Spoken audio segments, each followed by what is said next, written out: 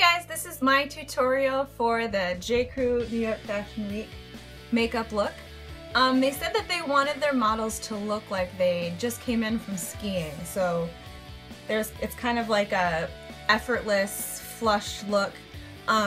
It's all done without using any sort of powders because the skin is dewy, like not sweaty but dewy, a little bit glowy and fresh-faced maybe is the word I'm looking for. So this is all done without any sort of powder, so if you have shiny skin or super oily skin, you might have to modify the look a little bit.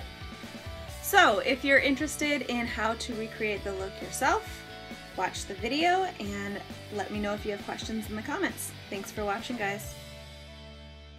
Okay, so the first thing I did was try to make my brows a little bit fuller. They're a different shape. They're not as full as the model's brows, but that's just because they don't have as much hair.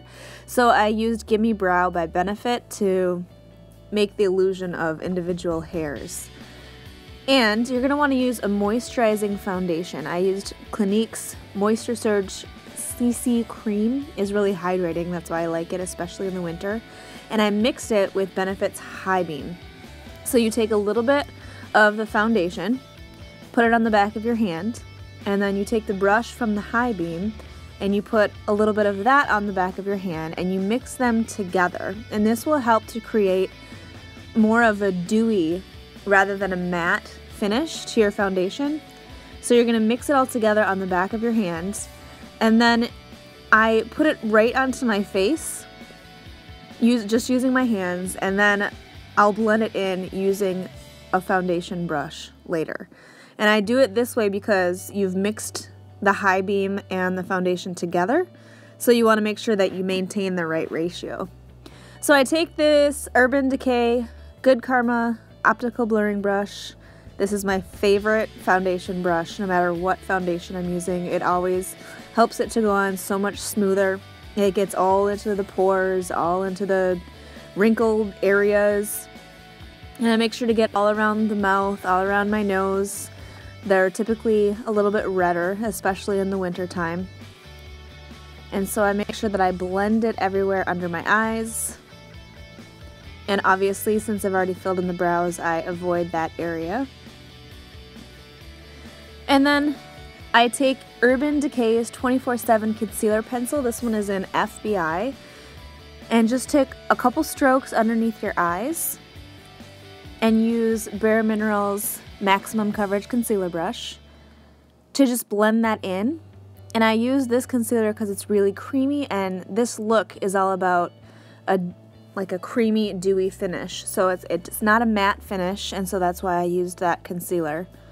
And again, you're just going to want to get directly underneath your eyes. Make sure that you get all of that redness that can happen around your eyes, especially if you're tired. And if you make sure that you use the brush to blend it up into your eye area so you don't have an obvious line anywhere. And the world's smallest eyeshadow pencil. This is actually Wet n Wild's eyeshadow pencil, and it's been my favorite for years. It's like $2, and I love filling in the inner corners of my eye. I just put it underneath and above on my lid and just blend it with my finger. And it's the best for like opening your eyes and making you look a little bit less tired. It gets rid of any redness, and I think it makes a huge difference. And for $2, it's pretty awesome. So then I used Maybelline's Dream Bouncy Blush in Hot Tamale. And I use this because it is a cream, but it's not, you know, so thin that it will come right off. So I take that blush, just dab your ring finger into it, and the ring finger is the best for applying blushes. And I just kind of dabbed it all over my cheek, and you'll notice I kind of put it a little bit lower than I normally put blush. I kind of put it all over my cheek so it looks more like a flushed look.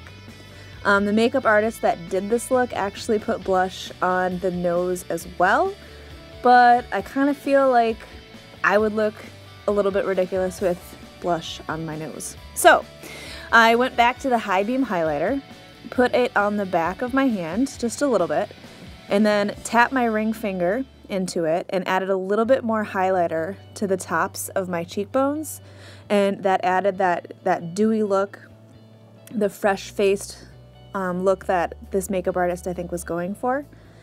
So to the top of both cheekbones, and then just a little bit down the bridge of your nose. Like I said, I couldn't do the blush on the nose, but I liked the highlighter because it just kind of makes it look like there's a sheen to your face. And then for the lips, I went back to my favorite lip crayon, Laura Geller's Love Me Do lip crayon. This is in Purple Currant, and I've said it before, this stuff feels like chapstick, which is one of the reasons I love this so much. It feels really, really moisturizing, and it gives a good pop of color to your face. And then, just to add a little bit more of a glossy look, I added Sephora's lip gloss, and I'll have to look at the color again, but just a little bit to add a little bit more of a shine. And it's not, you don't want any lip liner for this look because it's just kind of like a non-precise application. And you'll notice, and I'm sorry you can't see the color, but this is in Baked. It's Urban Decay's 24/7 liner pencil in Baked. And there's like a little bit of a bronze underneath that model's eye. And so I use this color because it's just a really light bronzy color that adds a little bit of definition without being too over the top and too precise again. So you're just going to blend that with your finger, kind of smudge it out with your finger. And like I said, that adds a little bit of definition but still keeps the look pretty natural. Alright, thanks for watching guys, hope you enjoyed.